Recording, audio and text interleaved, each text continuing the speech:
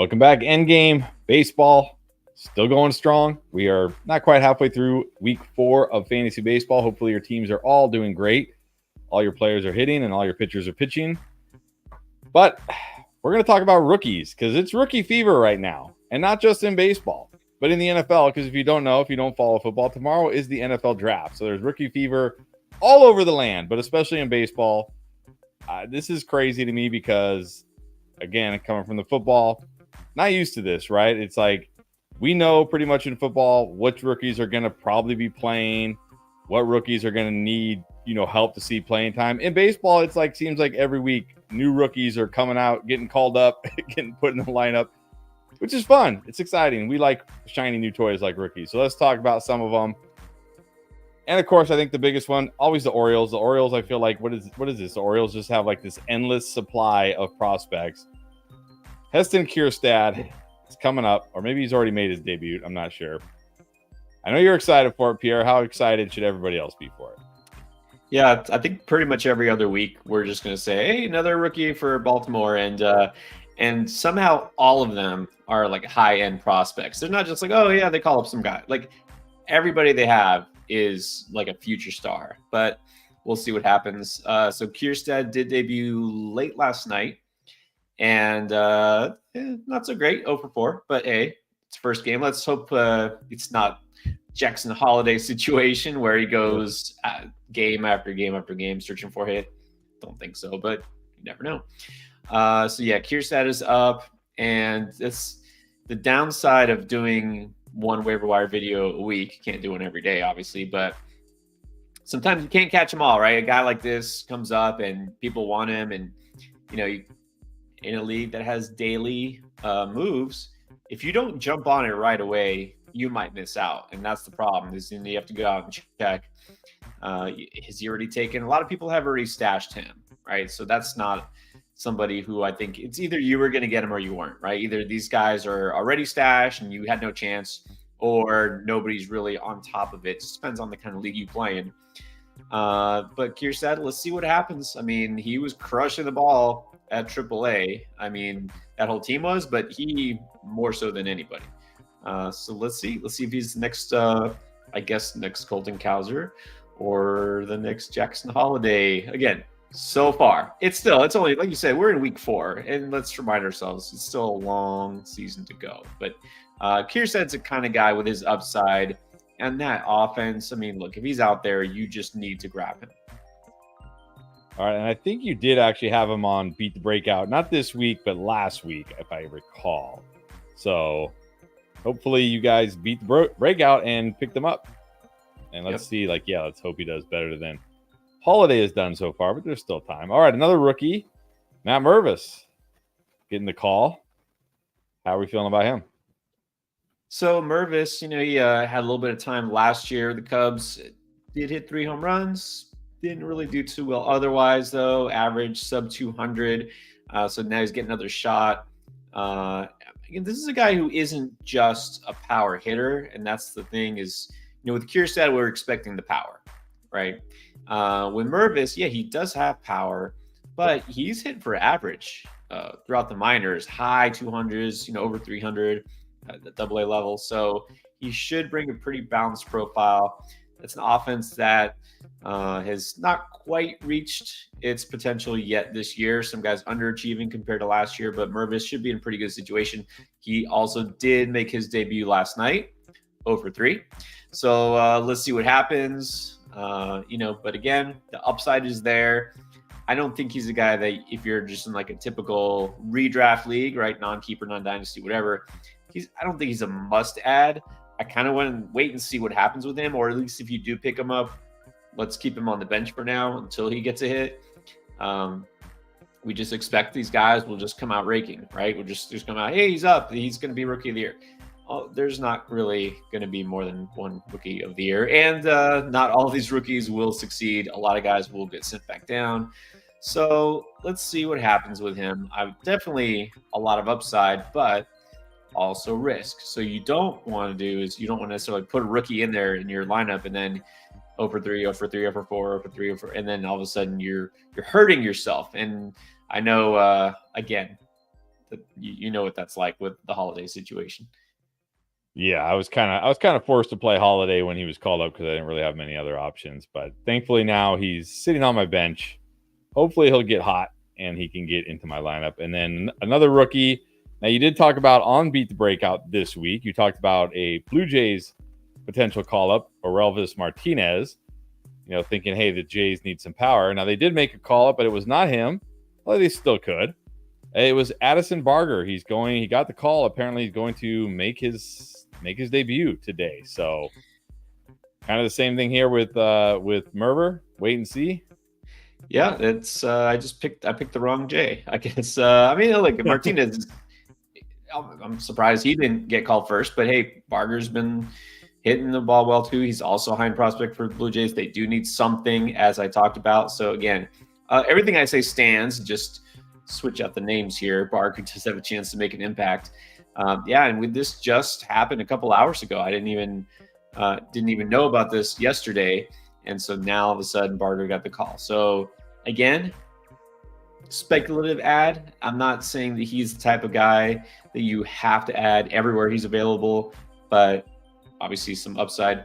And like, what other sport is there really? I don't think there's any major sport where in the middle of the season the best rookies get a chance and then either they make it or they don't, right? And then they get called up and sent down and back and forth, which is what makes baseball so interesting. But also, you got to admit, it's a lot more challenging because you really have no idea on a weekly basis what's going to happen, which I guess you could definitely say with football, right? Things change every week. But with baseball, it's like lineups change. Guys all of a sudden come out of nowhere. And you're like, wait a minute, where was this guy last month? Oh, he wasn't even playing last month.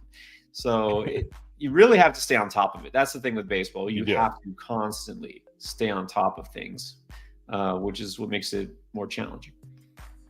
That is. I mean, there's many things I've learned so far, but that is one of the biggest ones. Is like, okay, I got to stay on top of it. And one thing I've learned is you got to have depth because these guys. I mean. Here comes the had lunch with my friend. Had lunch with a friend of mine yesterday, lifelong baseball fan, and he's like, "Oh, I was talking to him about doing fantasy baseball for the first time, and I know I'm going to offend some of the viewers here because they think baseball players are not pansies, but he's like, "Oh no, baseball players are the biggest pansies. Like these guys miss games for the minors, the littlest of reasons, right? Like Blaze Alexander came out of the game the other day for a cramp. I was like, a cramp? It's like, all you have to do is get it stretched and drink some fluids and you're fine. You got your cramp running down to first base, you go into the dugout, the guys stretch you in the back, give you some fluids, you're good. Like, what, a cramp? And then you couldn't even play the next day because of a cramp? What? So anyways, so you definitely have to stay on top of it, and you need depth because like you just never know when all your third basemen are gonna be sat that day and you don't have a third baseman to start. So not that I'm speaking from experience or anything. All right, but anyways, of course, we're here to answer your questions as well, not just talk about rookies, because we're going to be doing a lot of rookie talk tomorrow night, which is a reminder, if you are into football and you want to join us for the NFL draft coverage tomorrow, we will be doing that live streaming every pick, reacting to every pick. It's a ton of fun, so join us over on the football channel. But we're here to talk baseball tonight. Now, before we get to your questions, I do want to let you know, first of all, Underdog. We talk about it every time. We're going to talk about it again. And we're actually going to give you some picks tonight. If you haven't tried Underdog, it's a ton of fun. It's a great way to get your fantasy baseball fix outside of just your leagues. So you can do these picks and, not going to affect your leagues any. So, and Pierre tonight was generous enough to give us some of his favorite picks to kind of show you how it works. So let's go over some of your favorite picks. So pick number 1. Sixto. I can't believe there's a human being named Sixto, but Sixto Sanchez. You like his line 1.5 higher than 1.5 runs allowed in the first 3 innings. What a line that is. Tell me why. Let's bring you up here. See, whoops, wrong button. Bring you up here. All right, tell me why you like this line. Well, I liked him to give up some runs against the Braves because look, it's time to be a realistic Marlins fan. It's getting bad. Sixto is only in the rotation, not because he's ready, or no, it's because they have nobody else, because everybody keeps getting hurt. I mean, you're like, well, he can't be worse than AJ Puck was, but just wait and see. But like, he's going against the Braves too. Is obviously not a good situation. Could get hit pretty hard. So he's also not going to be like, you're like, why the first 3 innings? He's not ready to stretch out to be a starter. I mean, he hasn't been a starter. Dude had not pitched in like 2 years until this spring. So he's probably not going to be out there, I would say, more than 3 innings. Maybe if everything goes somehow amazingly well, he'll go for miraculously maybe 5 innings. But I just have the feeling it won't take that long. He'll give up at least a run or 2. So I'll go higher here. And let's just be real. The Braves will probably get to him. And now you say they don't have any other options, but they did have this pitcher that was looking pretty good early in the season named Max Mayer, who they decided to send down for no reason. So, which is another weird thing about baseball. Like imagine Puka Nacua last year. They're like, yeah, you've been great for like 5 games, but we're gonna send you back to the minors now. Like, what? Why too would you good? send that guy down? That's the problem. That's the Marlins thing. That's you're too good. You might mess up what we got going here. Let's send you somewhere else. That's exactly what they did with Yuri Perez last year. Like, let's protect his arm. Yeah, let's see how great that worked out. And so maybe you're like, okay, they're going to be more cautious with Meyer, maybe. But, I mean, come on. Like, as if throwing in the minor leagues makes his arm, like, vulnerable to injury. You know what I mean? Like, it's like now he definitely can't get hurt just throwing it in triple A. I mean, anyways, it's like, enough of that. Let's go to the next one. Yeah. Enough picking on your Marlins. All right. Then you like Mike Troutman? I don't know how you pronounce his name. Higher than not Mike Trout. Not Mike Trout. So basically just to get 1 single. You're picking him just to get 1 single. This seems like a very odd pick, probably very oddly specific, because he's pretty much as far removed from Mike Trout as you can get. Tauchman is only starting because, again, he's kind of a placeholder for some of their younger outfielders. Like Canario is up, but he's not a regular player, and Suzuki's on the IL. But anyways, Tauchman's been hitting. He's got, if I recall, he's played 19 games. He's got 15 hits, 10 of which have been singles. So he's getting a single about every other game. He's doing pretty well lately. Again, it's not like on fire or anything like that, but I like the pitching matchup here. So that's part of it. You don't want to get too deep in the weeds, and you don't want to overreact to, a pitching matchup. But Spencer Arrighetti getting another go. Remember last time he pitched for Houston was pretty awful. So I have a feeling the lefty will be able to pull out a hit. So I would have gotten total bases if it was 0.5, but I think it was higher. So let's see if he gets a single. All right, there you go. And then one more, Vinny P. You're taking the spicy. You see right there, you got the little jalapeno. I think that's a little jalapeno, right? The spicy. Yep. Higher than 1.5 total bases, but you also get a 1.2x on your entry. So you're liking Vinny P tonight against KC. Vinny P is on fire. So this plain and simple, guy's hot. You go with him, get a little spice here. And again, also not a terrible pitching matchup. Yariel, I think, is going to be the starter, but again, technically just the starter. He'll go for maybe 5 innings this time. There's going to be a lot of bullpen action here. So I feel like Vinny's just going to keep it going. Again, just total bases to me is usually the way I'll go, because he pulls out an extra base hit, you cover it. He walks a couple times, or a walk and a single, you cover it. So go with the hot hands and get the spicy pick here.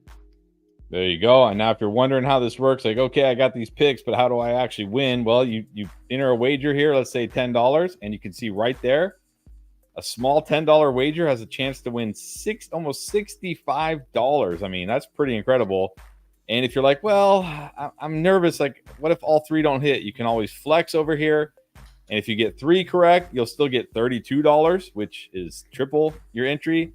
And if only 2 hit, you basically get a little bit more than your money back. So if you're a little more risk averse, you can do that. But it's a ton of fun. Like I said, it's a great way to get in the game, get some action going outside of your fantasy leagues. And if you haven't tried it yet, go to underdogfantasy.com, join. Make sure you use our promo code. You can see it scrolling there on the bottom. Use our promo code Endgame because they're going to match your first deposit up to $100. And you can take that money they give you, and you can instantly make these picks with the money they give you. It's risk-free. If you win, it's free money. If you don't, oh well, it was underdogs money. Who cares? Go try it out. You'll see how fun it is. And you might get hooked, though. That's the only downside, is you might actually get hooked because it is pretty addicting. All right. But it's time for your questions. That's why you're here. And let me just remind you, as always, we are going to try to get to as many as we can. We do need to keep it to an hour at the latest because we do have a football mock draft to do after this. So if you want to guarantee that we get to your question, or you just want us to get to your question right away, you don't want to wait in line, or you just want to be generous and support the hard work Pierre is doing on this channel, you could drop a super chat. And if you drop a super chat of any amount, we guarantee we will answer your question first, front of the line. It's like the fast pass at Disneyland or whatever used to be the fast pass. But again, we'll try to get to as many as we can, but we have been getting busier, which is a good thing. So, and we did get a celebrity cameo, a Thundercat, Snarf. What's up, Snarf? Loved the Thundercats when I was a kid. Loved that cartoon. Snarf. Not all right. Not Smarf from Too Many Cooks. All right. No, Snarf from Thundercats. Come on. All right. Tyler, what's up, buddy? Good to see you again. All right. I feel like we get this question every stream. How long? What's the leash on Evan Carter? How long are we waiting, or is he finally droppable? I'm waiting. Well, he hasn't been. Oh, okay. The first 2 weeks he was really bad, but it's coming around. He did just hit a home run the other day. No, I'm staying patient here. The talent is there. Opportunity. Just keep waiting. That's what I would do. Keep waiting. In fact, I talked not that long ago. Said I think he's still a buy low. Mentioned him. In terms of looking for guys. Wyatt Langford, I think there's still more hype on him, even though he hasn't even been as productive as Evan Carter, in terms of power. But I think he's just got a little bit higher profile. So yeah, Evan Carter, I'm holding, or even trying to buy low still. All right, there you go. Hold the fort. Don't panic. Harry, what's up? Good to see you. 12-team league, and someone dropped Gleyber Torres. Are you dropping Bryson Stott for him? I am. Yeah, I liked Torres still. Talked about him a couple of weeks ago as a buy low, and he still hasn't done anything to change that. He hasn't really come around yet. He will come around. Same thing. Aaron Judge hasn't done anything. You're waiting on him. Obviously, Torres not that same level, but this Yankees offense will eventually come around. I'm picking up Torres, and yeah, I think you can drop Stott. He's also been pretty cold lately. You're going to sacrifice a little bit of speed, but I think Stott did overachieve quite a bit last year. He's solid, but I like Torres better. All right. There you go. Go get Torres. Brendan asking Teoscar Hernandez for Randy. What is it? A Rosarena. Guessing a Rosarena because he was on the video today. Right. If you can get a Rosarena for Teoscar, do it. Go ahead and do it. Maybe Teoscar gets you more home runs by year's end. Maybe RBIs, but it's not going to be a massive difference. I don't think Teoscar is going for 40 home runs, and Rosarena will get you those steals. So wind up being the better value. So yeah, that's a great example of a buy low if you can pull it off. All right, go do it. Go get them. Godly Pinhead, what's up? All right, we know you do your panic video, which I love the panic video, and you give everybody a panic meter, which I think is great. So let's talk about a couple guys: Aaron Judge and Jose Ramirez, his first two picks. What is the panic meter at on those guys? Great question. I'll start with Judge. Honestly, it's not zero because even though everyone expects him to do what he's done, we always remember the peaks, right? We remember what he did, obviously leading the majors in home runs, MVP caliber.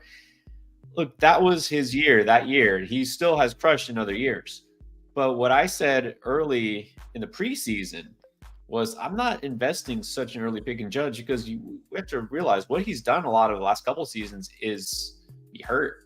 He's missed a lot of games, and he hasn't been hurt yet. he's just off to a slow start. So I'm not panicked about the performance necessarily. Obviously, he'll come around. I just talked about that. But I also am not going to go crazy trying to buy low on him, if you know what I mean. So I'm not worried too much. But again, I'm also not thinking, well, he'll snap out of it and hit 50 home runs. You know, you have to be realistic. So I'll say for me, the panic meter on Judge is 2.5 right now. And J-Ram, it's maybe a 1. I mean, there's nothing to make me think I'm worried. If anything, Cleveland's has been way better than I expected. All right, there you go. Don't panic. Buy with Burdell. What's up? Some dude in this 12-team league drafted Goldschmidt. Some other dude in our league has Goldschmidt with the 3rd pick in round 5 of my deep league. When can I start making fun of him? Okay, I will say this because I've been doing my version of very noob fantasy baseball research. If you look at Paul Goldschmidt, I don't know if this is the case for his whole career. I know he's has been a great player. Maybe he's a Hall of Famer. I don't know. But this year especially, in fact, let me pull up the numbers because I have them right here for you. You better watch out. Pretty soon I'm gonna be dropping stats. In fact, I'm gonna do one right now. Okay, this year prior to today, which he went 2 for 4 today, by the way, and he faced a left-handed pitcher. He has a .751 OPS against lefties and only .479 against righties. So I wonder if Goldschmidt's at that point of his career where it's yeah, against a righty, if you have a better option, you sit him, but against a lefty, you can feel good about it. Yeah, I mean, it's a fair question. You know, he's been around. He's not ancient or anything, but you do wonder. People started to wonder with Nolan Arenado. Is he just starting that kind of gradual descent, right? That slow crawl into the twilight. Honestly, the big concern is it's just that Cardinals team. I don't even just say offense, just the Cardinals, man. What is going on there? They need to do something because it's starting to go, from bad to not dumpster fire territory yet, but I'm sure the fans there are starting to really question what is the future going to look like, because all of their high-end prospects, and they've got several, are just failing and flopping. Victor Scott, everyone's excited about him. Great spring, terrific minor league track record. As bad as you could possibly be, really, to start this season, his major league career, sent down. Jordan Walker, another year. It's just horrible. Just sent down. It's when are we going to look around and say, hey, there's a bigger issue here? It's not just this guy and that guy. When it's every guy, and it makes it look even worse when the guys that they trade away go to other teams, look pretty good with those other teams. So, yeah, I'm starting to worry that maybe we just kind of don't want a piece of this Cardinals offense at all. I don't think you can make fun of him for drafting Goldschmidt. I mean, Goldie's a guy that we've known for years. There was no sign that he would just fall off a cliff or anything. And I don't think he's falling off a cliff just yet. So give it at least another couple of weeks. Although if it's just a round 5, I mean, you can't really make fun of a guy for a round 5 pick, right? You gotta make fun of a guy for drafting a first round bust or something, right? Yeah. I don't think Goldie is a guy oh, he should have known. I mean, and he's not doing that bad, right? He's doing that bad? No, he's not even one of my worst players. I mean, I think prior to today, when Lindor hit 2 home runs, I think he had been doing better than Lindor this year. So, you know what I mean? So, all right. Harry Grossman, another one, traded Profar for Springer. You like it? That's how you do it. Right there. That's how you do it. You take a guy that nobody even thought about, right? Mr. Irrelevant, plucked him off of waivers, and you trade him for a guy who people, maybe he's getting older. Maybe he's not what he was. It's Springer will be fine. His best days are probably behind him. He will still be fine. So that is not just a good deal. That is a brilliant deal. There you go. Well done. Well done. Dean Johnson. Hello. He's a first baseman. Any good prospects you should be looking out for? Yep. So the first one that comes to mind is a guy I did talk about in this week's video, Kyle Manzardo for Cleveland. He's starting to rake. He's ready. He's hit, I think, 3 homers in the last 4 homers in the last 3 games. I think something like that. Yeah, he's ready. Is Cleveland ready to bring him up? We'll see, but it can't be too much longer. So yeah, Manzardo is definitely somebody to stash now. All right, go get Manzardo. All right, bye with Burdell again. This time not making fun of his league mates. This time with a question. Should I get, is it Botcher as a backup in case Tanner Scott loses the closer role? And it's a holds and saves league.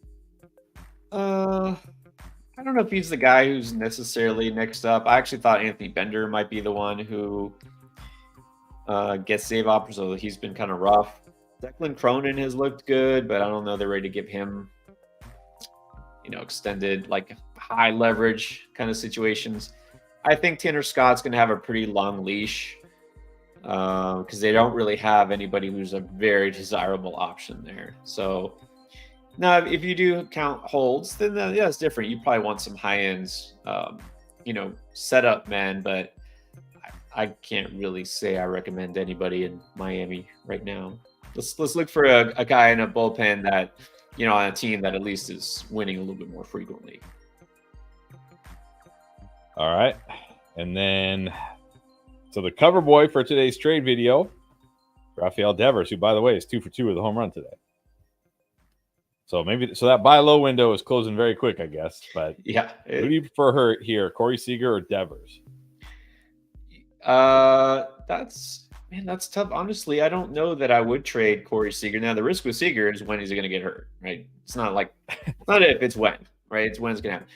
Devers doesn't get hurt, except he's kind of been playing banged up, and I think that's why he's gotten off to a slow start. But I don't know. It's tough for me to give up Seager.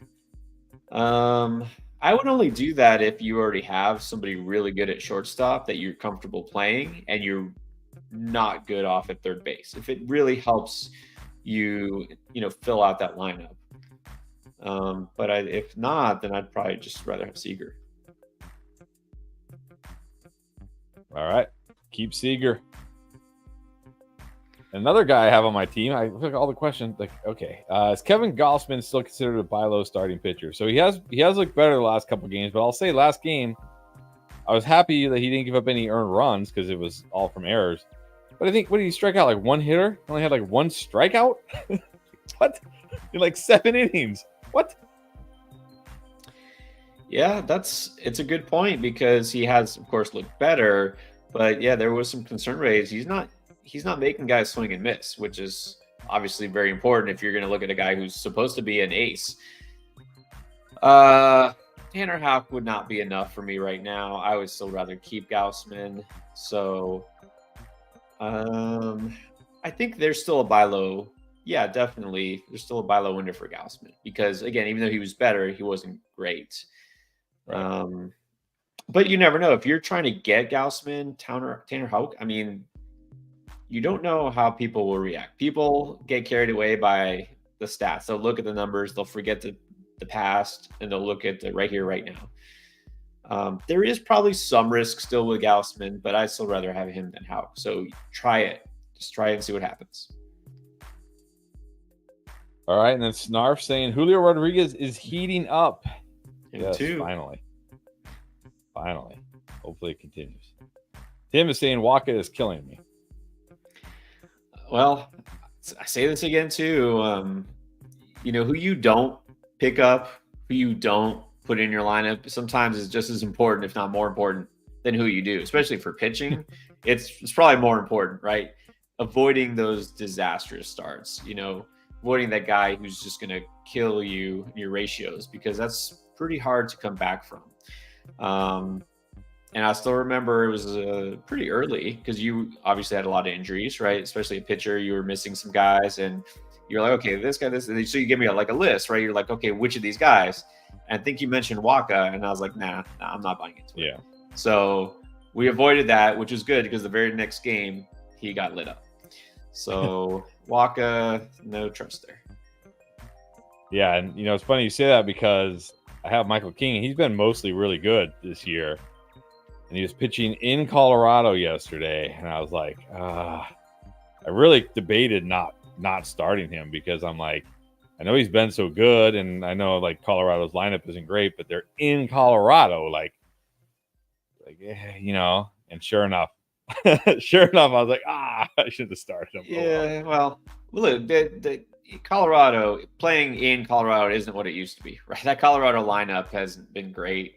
And Dylan Cease, who obviously is a little level higher, but he just dominated in Colorado. And there was another, I can't remember offhand, there was somebody else a week ago I was like, oh, they're playing at Colorado. I was like, okay, I'll sit this one out. And then I regretted it because he had a great game. So, but you never know. Yeah, that is true. Then Harry dropping a super chat. Thank you so much. Thank God no more Jordan Walker. Really, he was so excited about that he dropped a super chat for it. Look, what do I say? Give another week. I guess that's what the Cardinals thought. Hey, let's give him another week. Okay, didn't work. Honestly, I'm almost done with this Cardinals team. I just don't want any part of that offense because you know how sometimes the hot bag can be infectious, right? Guys get hot, the whole team gets hot. Slumps can also be infectious. And so when some guys are just ice cold, it can spread. Guys like Goldschmidt, Arenado, it's just, yeah, no more Jordan Walker. Look, I don't want to sound like irrationally optimistic here, but the guy is still, I think, 21 years old. Still a good talent. Maybe he figures it out. Maybe he gets called back up in a few weeks. So we'll see. All right. And then speaking of a young player, Godly Pinhead, how much do I have to wait for Langford to heat up this year? It's a shallow league. So in like a shallower league, are you still holding him? Yeah, well, I mean, it depends how shallow. If you're talking like an 18 league, no, you don't. Or if you have very limited bench space, no, it's not keeper or anything like that. If it's just a shallow league, that kind of guy you don't have to hold out for. Because there probably is somebody else who can serve you better on the waiver wire. I would probably say, yeah, you don't have to wait. I don't see any signs like of an imminent turnaround for Langford. So I might wait. And then look, when they get some more of their pieces back, like when Josh Young actually comes back off the IL, which will be a while, then yeah, I think you can look back into it. So you can cut bait if you need to, but be prepared to pick him back up if he heats up. All right, there you go. And then, yeah, another guy. I feel like there's a lot of studs struggling. Corbin Carroll. What are your thoughts here? What's the panic meter on Corbin Carroll? It's a little bit more. It's not going to be high because, again, we know this guy was a first-round pick for a reason. He's still going to steal bases. He's still stealing bases. There was some concern among some people that his second half numbers last year did take a dip, and especially look at the power. Wonder if that shoulder was still bothering him. I don't think it should be by now. I don't think that's an issue. So I'm not going to worry too much, but I also wouldn't be surprised if we see some dip compared to last year's total numbers. So more like a 4 for him. I'm not selling low, but I might entertain offers if somebody's willing to trade me straight up, struggling stud for struggling stud. All right. And then Tribal 979, who would you stash next? Manzardo, Orelvis Martinez, Kobe Mayo, Loperfido, or someone else? Well, I think we're going to have to drop Orelvis down now that Parker got the call. I'm going Manzardo. Manzardo is a guy I've been stashing. I have Manzardo in like 3 leagues, I think, maybe more. I've had him stashed all season. I think Loperfido would be next after Manzardo because he seems like the most likely candidate. And then Mayo, we'll see. I don't know. Are they really just going to call up a different guy every other week? Maybe. They're going to run out of room at some point, right? The Orioles can only field so many players. So at some point, I figure he should get the call, but when, who knows? So I think Manzardo is the guy to stash next. Loperfido would be after. All right. And then LTHH. Lane Thomas, Bellinger, Costas, Francisco Alvarez, Bello, all on his IL. Please help. I'm not really sure what to do. Play fantasy football. You'll actually have less injuries on your team than fantasy baseball somehow. That's true. Somehow, one of the most physical sports in the world will have less injuries than baseball. Did not think that was something I was going to experience. They only play once a week. Just remember that. Casas, that's so irritating because he was just getting off to such a good start. He was just heating up, and now he's going to be out a while. That one actually stings. If you have room, sure, stash Alvarez, Bello, yeah. Just one of those weeks. All right, Golly Pinhead saying, you mentioned a few weeks ago when Volpe was hitting 411 that you like him going forward a lot. Do you still feel the same after he's gone cold? Would you choose him over Bogarts? I still feel the same. I mean, he was bound to go cold because he was so hot early on. He wasn't going to hit 400 all season, so not worried at all. He'll be totally fine. Like I said, if anything, you should feel encouraged. You think that whole Yankees offense should pick it up because there are guys who are underachieving. So, yeah, still love Volpe. Would I choose him over Bogarts? Yeah, I would, because he's going to get you more steals. All right. There you go. Isn't Bogarts kind of struggling too? Yeah, but Bogarts has been ice cold until the other day. But yeah, he's struggling. I'm not too worried about him. Like I said, I'm not panicking. He's a veteran. He'll be fine eventually. But yeah, Volpe upside is sky high. All right, there you go. All right, we got a couple of excited people here, starting with Snarf saying he loves you guys. Thank you. Thank you, Snarf. Do you think Bobby Witt Jr. can win MVP? Maybe fantasy MVP, but real life MVP, yeah, I don't know, because he's in Kansas City, and I don't know, is Kansas City really going to be even a playoff team? Probably not.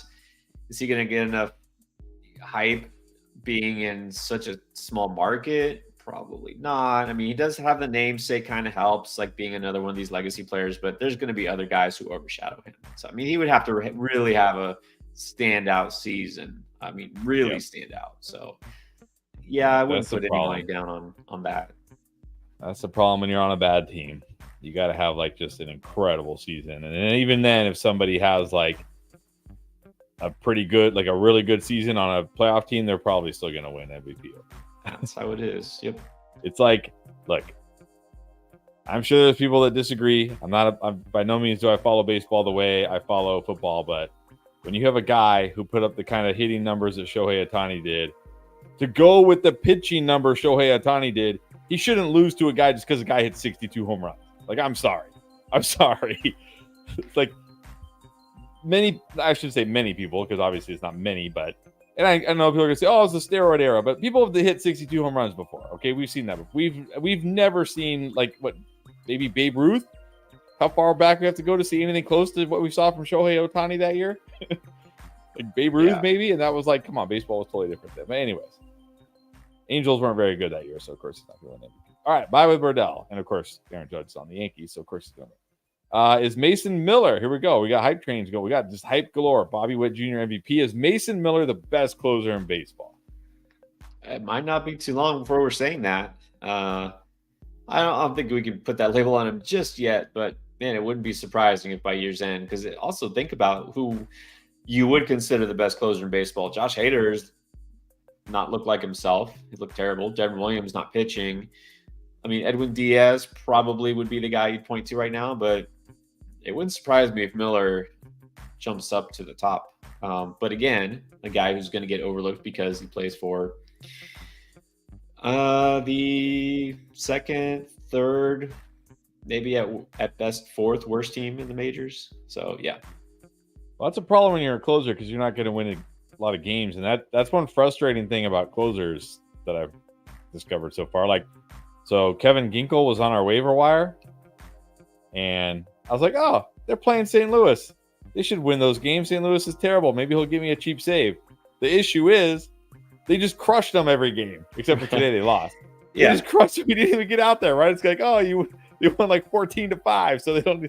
So it's like, okay, well, they won, but he doesn't get the save opportunity. Or on the flip side, if they're on a team like Alexis Diaz, I felt like there was a week there where the Reds never won a game, and he just wasn't even getting opportunities. So, yeah, that's a frustrating thing with closers.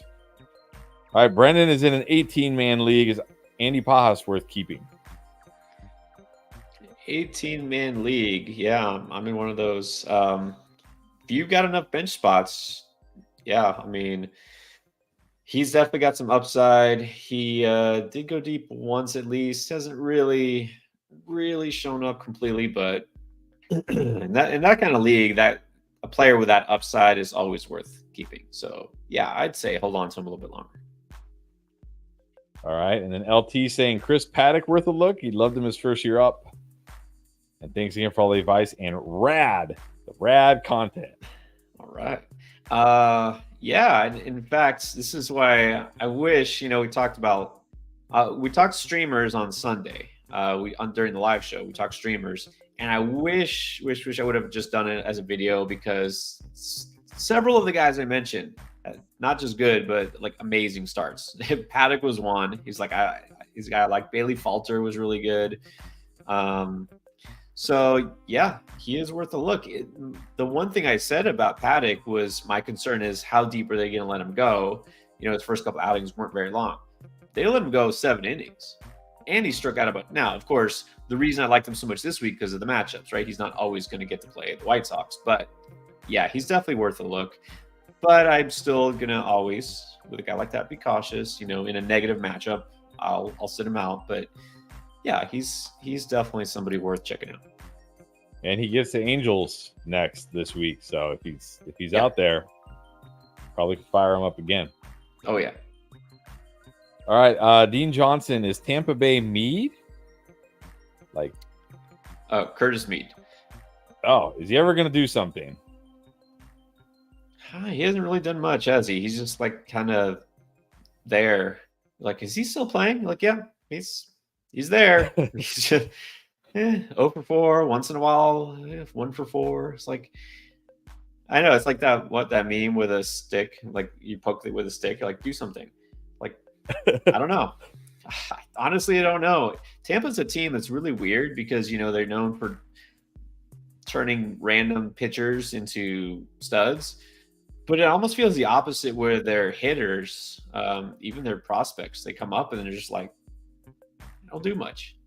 Not always, at least. So, I don't know. I have Mead in one league. I'm considering dropping him. You figure he's been playing. You figure if he was going to do something, he would have done it by now, but who knows? It's still early. And by the way, I know everybody's not here to listen to me ask fantasy questions, or maybe you are. Maybe you're new like me and you need this advice as well.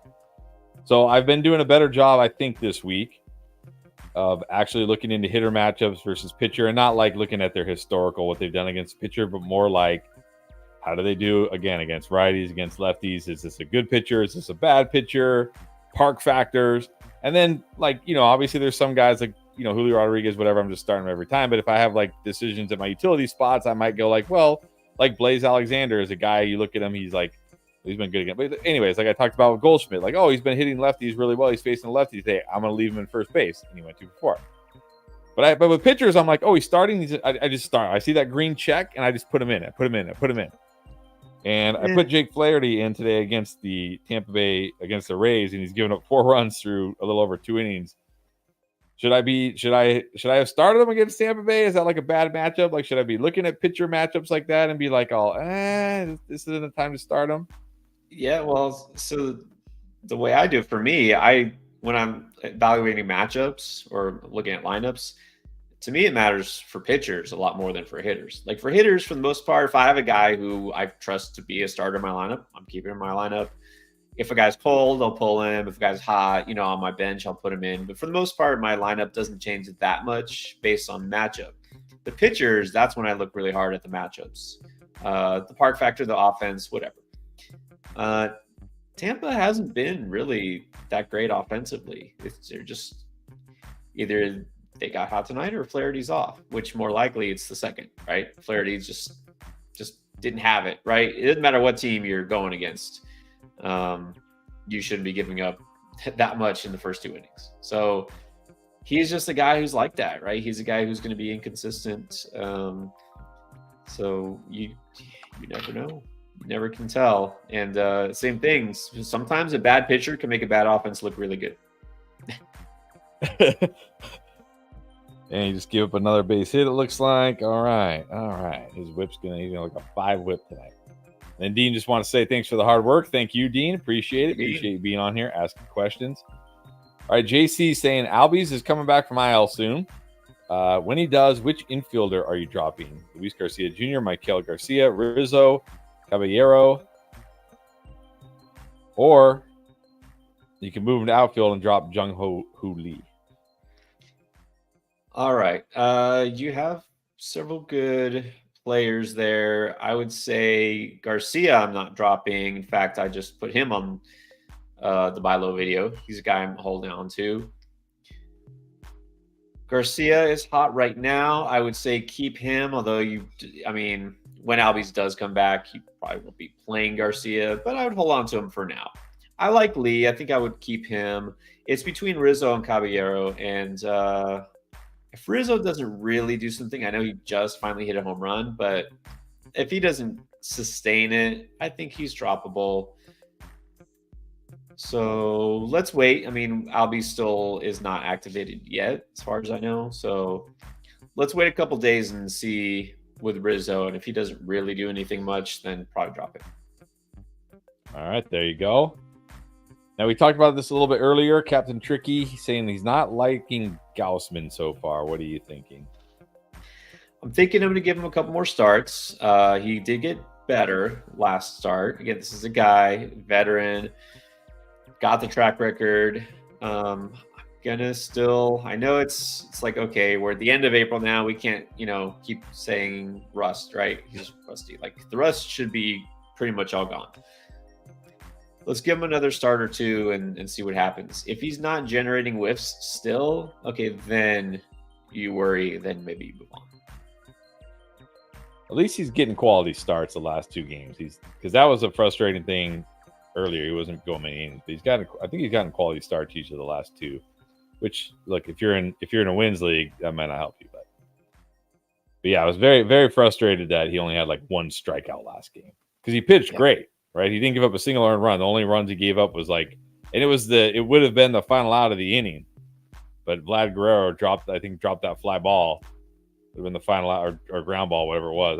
Wherever Vlad Guerrero plays, it would have been the final out of the inning, and then they ended up scoring like 3 runs after that, but they were unearned. So, but yeah, the strikeouts were a bit frustrating, especially because my pitcher. I never care about my pitcher ratios because they're always terrible. It seems like. So just give me a bunch of strikeouts. Yeah, That's all. Just stay out there for 6 innings. Don't get bombed and get me some strikeouts. Exactly. LT, any word on Josh Lowe? Yes, Josh Lowe is starting a rehab assignment. Should be back soon. We just talked that Tampa offense, which is probably what sparked that. So I'm hoping next week he debuts, and I say that because I do have him sitting on IL in at least 1 league. So probably pretty soon we'll see him. So if you got him, if he's out there, I really doubt he is. If someone dropped him or if he just wasn't drafted because he was hurt, go get him. But hang tight another few days. All right, and then Tribal 979. Last question: someone in my league dropped Nolan Gorman. He's got Caballero. Are you adding Gorman? Like I said, Cardinals offense, show me something. Show something. Gorman is guy eventually might go on a little power binge, but he's still going to hurt you in batting average. Look, if the guy starts to legit get hot, okay, fine, pick him back up and stream him. That's it, though. All right. Pretty hard no right there. All right, go Max, go. Rank these 3 pitchers: Gaussman, Logan Webb, and Max Fried. Ooh, all right. Well, preseason, it would have been that order. Do we have to put Logan Webb ahead of Gaussman? I mean, right now, I think you do. I'm still not going to put Fried yet above him. I'm not that worried about Gaussman yet. So let's go Webb, Gaussman, Fried. Let's watch the next couple of starts. If Gaussman still shows some signs for concern, maybe we do need to drop him down a little bit. But again, it is still fairly early. For now. It's going to be like September. Yeah. Another few starts. We'll see. Long way to go. Yeah. All right, but we are seeing guys who started slow starting to come around, so it does make sense. All right, Tribal 979, thanks guys, appreciate you, Tribal, appreciate everybody being on here, and appreciate the super chat for sure. Owen, who should I get in my league for Vinny P? Why are we getting what? So you're trying to get rid of Vinny P? He's got Nathaniel Lowe coming back. Should I try and prove somewhere else? Give Nathaniel Lowe time at first base. Okay, I got it there. Yeah, you know what? I see what you're thinking here. Just a move. You're thinking, okay, I got a guy who's now catching fire, maybe sell high, right? Trying to catch some extra value here. You got Nate Lowe coming back. I mean, I would rather have Vinny than Nate Lowe generally rest of the season. But if you feel like you can get something that will help you, I'm not opposed to that. Like Lowe should be fine, right? He's fine. Should I try and improve somewhere else? If you need pitch, I would say only do this if it's going to improve your pitching, because you're not going to get anybody, I doubt, that's really going to help you unless, again, I really doubt someone's going to give you like speed for Pascatino, because, you know, a guy who's going to steal you 20, 30 bases is generally going to be more valuable anyways. But you never know. Maybe somebody's desperate at first base. Maybe somebody just loves Vinny P more than I do. So if this legitimately helps your team because it boosts you in a category like steals, or if it helps your pitching, yes. All right, there you go. 127 EMH, what's up? Chas McCormick or Kerry Carpenter? I still lean Chas.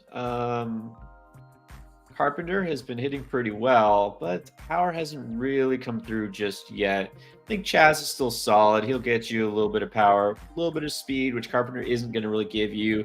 And Detroit's offense in general also hasn't yet caught fire. I'm really hoping they do at some point. So right now, still give the edge to Chas. Barely. All right. And then Captain Tricky. Thoughts on Nick Lodolo? I know you had him on, was it Beat the Breakout? The waiver wire? One of those recently. Waiver wire, can't remember which. Yeah. He's got a good test tonight against the Phillies, and I guess so far he's having a quality start. Obviously, that can change. I also learned this the hard way.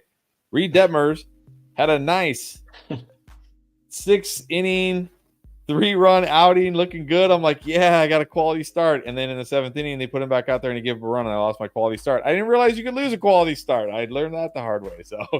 So far, he's having a quality start. So how you feeling about Nick Lodolo? You have to earn that quality start. Take him out. Take him out.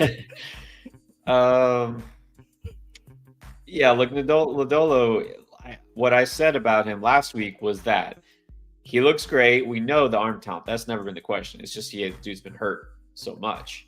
And that's the only reason I was worried about him, because he missed so much time last year. And in spring, he was like, he said, I'm not good. I'm not ready. You know, that was giving him issues. So I thought, okay, this is legit concern, because what if he comes back, he's still having issues, goes back in the IL. I didn't want to take that risk. Well, he looks fine. But I also said, let's wait and see against a team like Philadelphia, that offense. You don't want to have that guy go out there and then get lit up and then kill you, right? So if he comes through tonight, then yeah, all in. All right. There you go. We'll keep an eye on that. Hopefully he can get it done against that tough lineup. Gamasco saying, yo, I got Braxton Garrett coming back. Can you give me an idea about how good he is? Is he good? How good is he?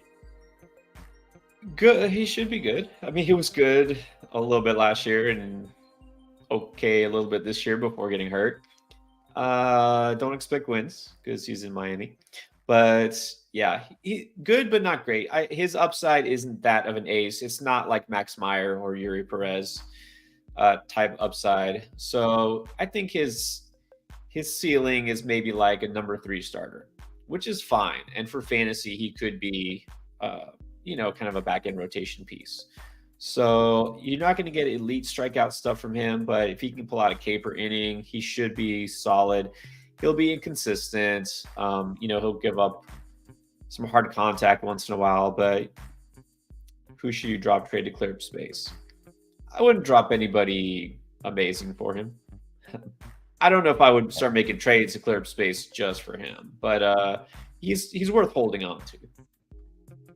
All right, there you go. Worth holding. And then Owen probably was not here in the very beginning when we talked about it, but yes, we did talk about Addison Barger. And then you want to just kind of quickly kind of recap how high you are? Is he a guy to add? Yeah, so Owen, the video I just did when I talk about rookies to stash, I spend a lot of time talking about the other Blue Jays third baseman, Orelvis Martinez, because I actually and I even considered Barker. I was like, well, he's been doing well, but I kind of just assumed that Martinez would get the call first, and that didn't happen. So Barker, is he worth adding? Absolutely. Obviously the Jays think he's ready, right? So they need something like this. They need a spark. So yeah, pretty high on him. I think he's also worth adding in redraft leagues. But again, what I've said and also will say about a lot of rookies is don't feel like you have to put him in your fantasy lineup until he actually shows he's ready, because we've seen what happens. Of course, Jackson Holiday, everyone's excited about Heston Kierstad, went 0 for 4. You don't have to immediately put him in your lineup. Right. All right, and this is a good question from Paul, because we talk about this a lot with struggling hitters. Like, hey, it's early. Okay, when do you finally say, okay, enough's enough? I mean, I'm guessing you would never drop a guy like, let's say Julio Rodriguez through May was only batting like 220. I'm guessing you're still not dropping him, a guy like that. But like, when do you just say like, okay, that's it. I'm not starting this guy anymore. He's on my bench. Like, when is enough? You know what? For the most part, again, it depends how you define big name, but you're talking about like the top 20, 30 players, right? Or at least hitters here. I mean, you almost just have to go down with the ship, because you invested a first, second round pick in this guy. If he bombs, I mean, how do you really recover? I think the best case scenario is, again, you're talking about assuming a guy just continues to struggle, like June, nothing. Like if we're talking like it's June and Vladimir Guerrero has like 5 home runs and he's hitting like 220, like what do you do? I mean, what can you do? I mean, let me trade him. Who wants him? What are you going to get for him? Like, you know what I mean? It's like, what do you do? You really can't do too much. And then you're like, okay, well, he's going to have a better second half. And then he doesn't. Like, what do you do? You're screwed, basically. So, but a lot of times that's why I don't, and I'll just continue to go down with the ship, because a lot of times guys will pull it out at the end. They'll at least salvage. They'll wind up with terrible numbers by year's end, but at least what they did in the second half was better than the first half.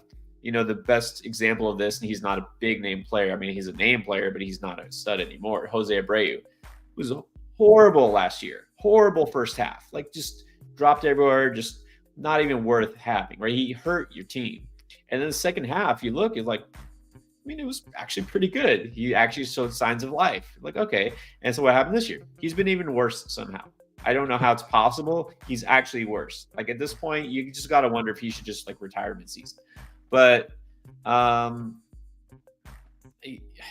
don't want to drop. What would be worse, Chris, for you? A guy, maybe not Julio Rodriguez, but somebody like a Devers or something, like a big name player, a guy you spent like a 3rd round pick on. to have them on your team and just watch them continue to struggle, or to drop that player, watch someone else pick him up, and then worry every single night that you just made a horrible mistake. Exactly. And if he gets hot, you're going to be kicking yourself. So you kind of do just have to go down with the ship. You don't have to, I guess you don't have to start him every week, right? You don't have to start him every, you can get to the point where you just say, I'm going to put him on my bench until he shows some signs of life. But you almost have to go down with the ship, right? Just got to go down with the ship. I'm glad you said that. You can bench them, but don't drop them. Yeah, don't drop them. All right, we've got a couple more questions here real quick because we are coming up on the hour here. So talking about Jackson Holiday, how long do we hold on to him? He traded Churio plus Bobby Miller for Holiday and Grayson, and he's experiencing some buyer's remorse. But hey, Holiday's going to figure it out at some point, right? Well, I will say this. At some point, if he continues to do, or I should say not do, what he's doing, he's going to get sent down. So you can either put him if you got an NA spot or not, then you can just drop him.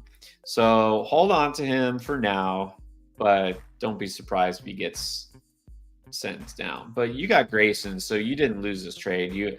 I know he was really bad last night, but for the most part, Grayson has been really good and he will be fine. So I don't think that you lost this trade, even if Holiday gets sent down, because I still love Grayson Rodriguez.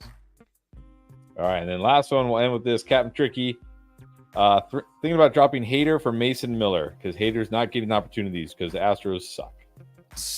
Yes, they do.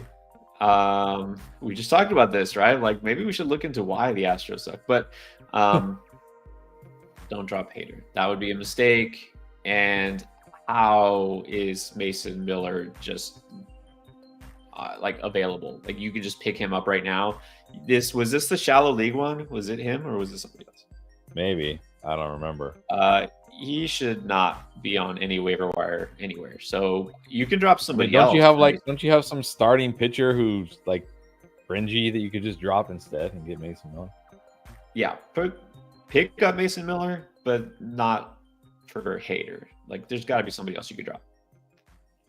All right, then I lied. One more. Mark Caja is on my waiver wire. Should I pick him up for Jarren Duran? Pick him up, but don't drop Duran. Duran's going to be fine. He's off to a good start. He will get you some steals. Canha won't. I did pick up Mark Canha in another league, and the very next day he hit a home run. Of course, I only picked him up because Tristan Casas is on the IL. But I'm not looking to replace Jarren Duran. I still like Duran, and I'm going to keep him. But Canha's a decent streamer for now.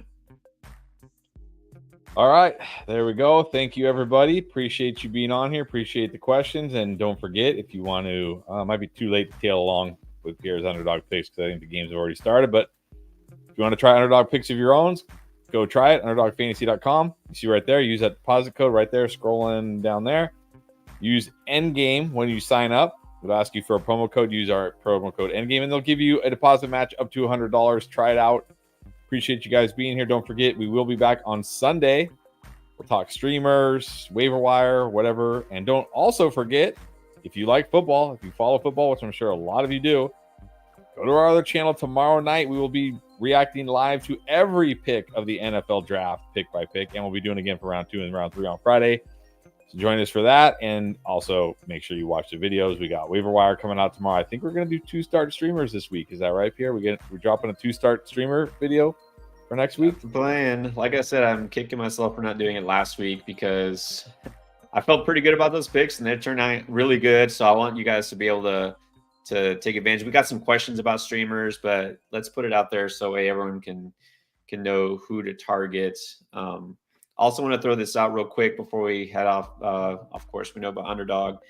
If you play MLB The Show like I do, you're a true baseball fan, of course. You play the baseball game. Check out another one of our sponsors in the description below. You'll see MMOAH.com.